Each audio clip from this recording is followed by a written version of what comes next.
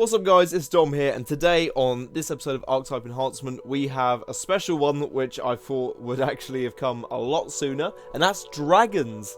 Yeah, so there's obviously quite a few dragons already in the game, so what I thought I'd actually focus on are the multi-attribute dragons, which I feel like they should actually focus on more, because for instance we've only got Frostscale Dragon as the only one in the game, and I've made a few more for different ones. Okay, so our first one is the Frostskin Drake, a 4-cost Battle Mage, which is 3/5 and has a very special ability, which is when a friendly dragon slays a creature, you can play this card from your deck or hand, and that won't cost you anything. So this is just something quite nice to kind of summon out an extra card. It's a unique legendary, so you'll only have one in deck, unless you do some kind of shenanigans with Galen the Shelterer, and that would be completely chaotic, but then that would also involve forcing yourself to play a deck with endurance as well, so Daggerfall Covenant.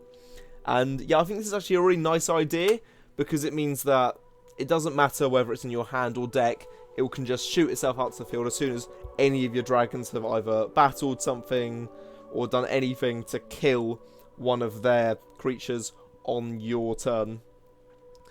So yeah, I'd honestly say this is quite a nice card, and is definitely what Strength and Intelligence needs for dragons. Okay, next we have in the Mage attribute section a Vassal of Atmora. If you don't know that in Atmora lore, the original kind of rulers would have their own dragons, as they were kind of seen almost like how dragon priests were in Skyrim. And I thought, you know what, this is a cool picture. We'll make it one of the king's dragons. So this is a 5-cost 4/4 with expertise, and at the end of your turn, if you played another dragon, so not this card gains +1/+1.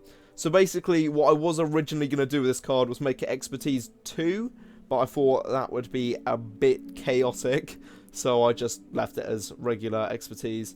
And as it's obviously a mage, it can fit into Guildsworn with the rest of the expertise cards. So yeah, it's quite a nice card overall.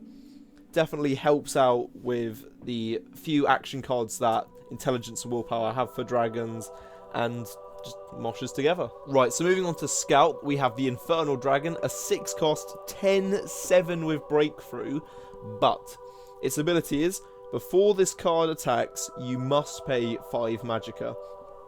So this is one of those cards which actually kind of forces you to pay something to actually use its, well, very high stats. I was going to make it actually immune to actions as well, to make it so you'd have to use this kind of cost, but then I thought, no, your opponent might want to say Piercing Javelin or Edict of Azura this off the board, and having a 10/7 which is immune to actions, that 6-cost, is quite powerful.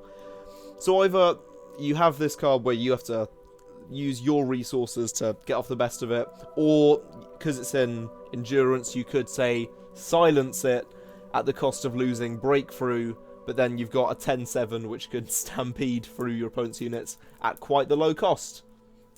So yeah, how about them apples? Right, now over to Archer. We have the Mountain Guardian, a 7-cost 4/6, which has the ability all dragons gain 1 power and Breakthrough until the end of your opponent's turn if they attack a guard. So this is just something quite nice for if your opponent's built up a massive guard wall, your dragons can burst through it, deal a bit more damage to their face, and really put on a lot more pressure. Because I think this ability is quite good and affects all dragons, I thought, yep, let's give it a fairly high cost and sort of lower its stat block, as I feel like a lot of these dragons already in the game have quite good stat blocks. So having a few which have lower ones but then really nice and synergetic effects just means that you can have a nice balance. And as Archer has a few really cool dragon decks already in it, this just goes alongside it really well. So yeah, I think this would be cool. Okay, so next we have Spell Sword, and this is the 8-cost Armada Destroyer, a 6/5 dragon with the summon ability, destroy all enemy creatures in this lane with more power than this card. So this doesn't just affect your opponent, it affects you as well. Hence the reason it's actually kind of got a bit of a drawback on its effect. Although its stats are quite low for having an effect which can also hit you, it's just the fact that where if your opponent's got a really highly stacked up lane, you know, this could completely destroy loads of creatures, so I thought I might make it 8 cost just in case, as it could destroy, yeah, lots of units, and I don't want to have anything which could be too intense on removal have a low cost. And it's one of those very much situational cards, but as Spellsword Dragons have a kind of more defensive stance, I thought this would be good to kind of give that defensive stance more of a control variable in Legends. Okay, so now we're moving off dragons onto some dragon priests, and we start with Croesus, a 10 cost free with the ability summon a random epic or non-unique legendary dragon. The reason why it's non-unique is because that balances it out significantly more. His stats are actually quite low as well, just because I don't want it to be ridiculous if it grabs a really powerful dragon.